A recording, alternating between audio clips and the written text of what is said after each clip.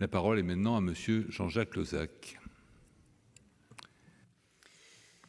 Bien, Monsieur le Président, Madame la Ministre, mes chers collègues, dans son étude annuelle 2019 intitulée « Le sport, quelle politique publique ?», le Conseil d'État plaide pour la préservation de la place de l'État dans la définition de la politique du sport, son organisation et sa régulation. En effet, en 2 ans, la donne a été profondément modifiée. Mise en place d'une agence nationale du sport dans laquelle l'État est un parmi 4, faiblesse récurrente du budget ministériel, refus systématique de déplafonnement des taxes affectées hier au CNDS et aujourd'hui à l'ANS, transfert envisagé des conseillers techniques sportifs vers les fédérations, restructuration des services extérieurs de l'État dans le cadre du programme Action publique 2022, fusion des inspections générales. Bref, tout ceci dans un contexte exigeant de préparation des JO 2024 de Paris. Tous ces éléments conduisent de nombreux observateurs ou acteurs à prophétiser la disparition à terme du ministère et donc d'un service public des sports en France, certains disent après 2024. Ces inquiétudes vous paraissent-elles justifiées ? L'État doit-il désormais se concevoir et s'assumer comme un simple partenaire financier et non comme un stratège impulsant de dynamique au niveau du sport de haut niveau et d'un développement des pratiques ? Le projet de loi Sport et Société, envisagé pour le printemps 2020 et que vous venez de rappeler, Madame la Ministre, tranchera-t-il entre les options institutionnelles et administratives envisageables ? Laissera-t-il à l'État un rôle central, compatible avec une plus grande responsabilisation du mouvement sportif, la reconnaissance du rôle des collectivités et l'implication souhaitée du monde économique ?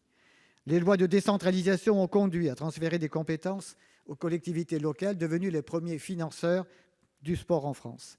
Avec la loi du 1er août 2019, le Parlement a souhaité renforcer la déclinaison territoriale de la gouvernance partagée du sport. Pouvez-vous nous préciser, Madame la Ministre, le stade de développement et le mode de fonctionnement des conférences régionales du sport et des conférences territoriales des financeurs, croisant projets sportifs fédéraux et projets sportifs territoriaux? Enfin, de quelles ressources ces instances collégiales de concertation et de décision disposeront-elles? Je vous remercie. Si, Madame la Ministre. Monsieur le sénateur, c'est vrai, l'étude annuelle du Conseil d'État a porté sur le sport. C'est une grande première et je m'en réjouis. Cette étude a souligné la force de notre système sportif français. Elle réside dans le lien fort et historique entre l'État et les fédérations instauré dans les années 60. L'État a délégué aux fédérations l'organisation des compétitions et a choisi d'avoir la main sur le sport de performance via notamment les fonctionnaires placés auprès des fédérations. L'État a structuré aussi l'accès au haut niveau avec les établissements d'État comme l'INSEP. Et c'est cela, il faut le reconnaître aujourd'hui, qui a permis clairement le développement de la pratique sportive, mais aussi du sport pour tous. L'expertise d'État présente dans les fédérations a aussi facilité l'accueil de grands événements sportifs sur nos territoires. Et c'est une vitrine importante pour donner envie à nos jeunes. Et cette expertise s'est aussi dirigée progressivement vers le développement des pratiques, pour agrandir le vivier du haut niveau et aussi pour répondre aux priorités définies par le feu CNDS sur des thématiques de politique publique, notamment la préservation de la santé de nos concitoyens, la vie en cohésion et en mixité sur nos territoires d'accueil des différentes vagues d'immigration. Cette étude rappelle aussi l'acte 1 de la décentralisation avec la loi NOTRe qui a permis aux collectivités de s'investir et d'investir plus dans le sport.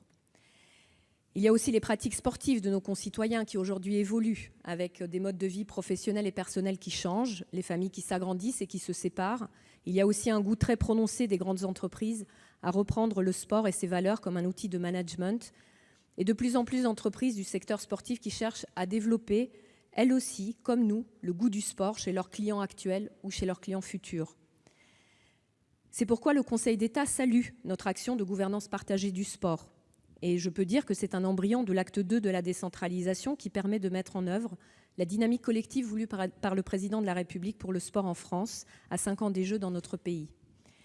Cette gouvernance nouvelle qui permet de partager davantage la responsabilité de l'obligation de réussite du sport de haut niveau et du développement des pratiques, je dirais que le parti est gagné aujourd'hui avec les collectivités, auprès de qui cette agence fait l'unanimité. La prochaine étape, c'est sa déclinaison territoriale et vous y avez accordé une grande importance dans la loi que vous avez votée ici. Aujourd'hui, c'est aussi ma priorité. Ce sera la priorité de toute cette année de travailler sur la déclinaison territoriale de cette agence.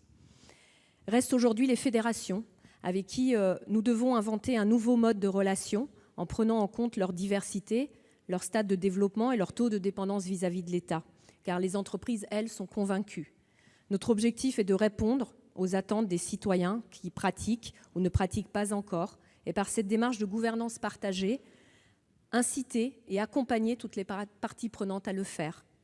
La création de l'Agence nationale du sport sous la forme d'un groupement d'intérêt public le 24 avril dernier, instaurée ensuite par la loi, inscrite et amendée par vous dans cette instance, vise à répondre à cet enjeu de mieux faire ensemble.